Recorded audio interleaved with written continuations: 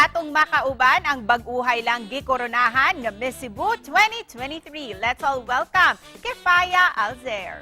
Mayong buntag kanimo Kefaiah and welcome din sa GMA Regional TV Live. Mayong buntag sad ma, mayong buntag supo. First of all, congratulations. How do you feel that you've won the crown? And did you expect that you'd win? I feel elated. So I'm still over the clouds. I can't believe it up until now that I'm wearing the Miss Cebu crown, but I'm really happy to have this opportunity. And of course, I did not expect it because I always believed na to be Miss Cebu is a destiny, Jude. So I think the stars aligned for me that night, and I'm just thankful to Senior Santo Niño. Can you share to us your experience during the Miss Cebu 2023 pageant night? Nerve-wracking. That's the word to describe it.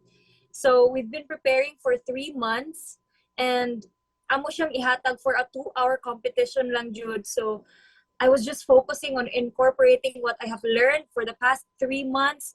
We've been through a series of workshops and all of that. So ako lang dyan siya gi-apply for the coronation night. So I think nakita man sad siguro nato. So mauna siya. Feel excited. How prepared were you for this pageant? Well, I would say, Miss, na I'm pretty much prepared because I was just focusing on it for 3 months. So I was training, how I walk, how I talk, how I present myself, social graces and everything. So I was just preparing for it. And I'm really thankful to the people who trained me, especially my mentors, Sir Albert Katamko, Kuya Junichi Yabushita.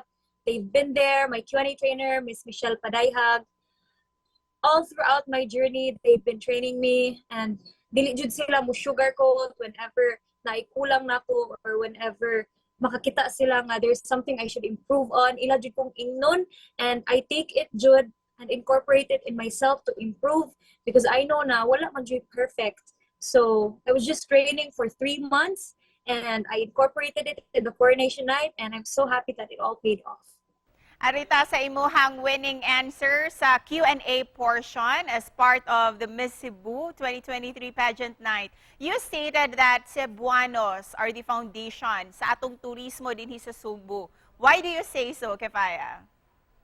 Well, I can say so because Cebu will never be what it is without the Cebuanos.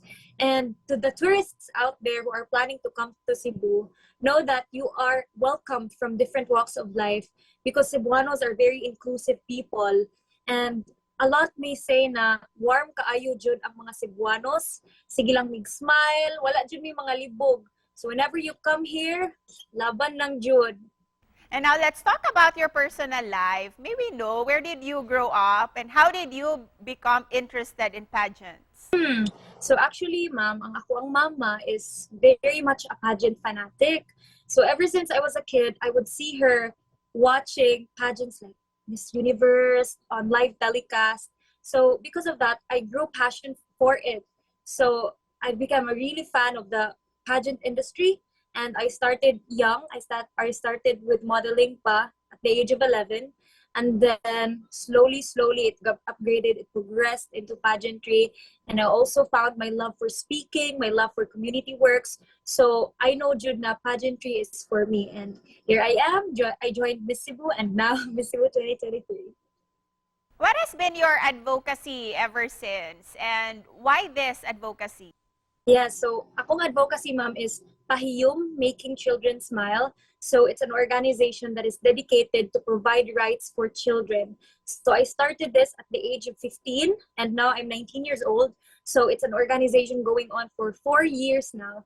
And I'm really proud na I was able to garner sponsors. I was also able to garner volunteers for my organization even at such a young age. So that's really the purpose on why I joined Miss Cebu. That's really the reason on why I kept on going despite all the doubts or insecurities that I have within myself. And I hope and pray that I can expand it more through the Miss Cebu avenue. And before we end this interview, what's your message for all our Kapuso viewers watching us right now? Know that your dreams are achievable. So to all Cebuanos out there nga naghunahuna nga murag dako ra kaayo ilang gi-dream para ma-attain, know that you have the capability to achieve your dreams. So no matter how big it is, as long as you have the heart for it, as long as you have the dedication, laban lang jud diha, makabot ra jud nimo. Thank you so much, Kefaiah, our newly crowned Miss Cebu 2023. Congratulations once again.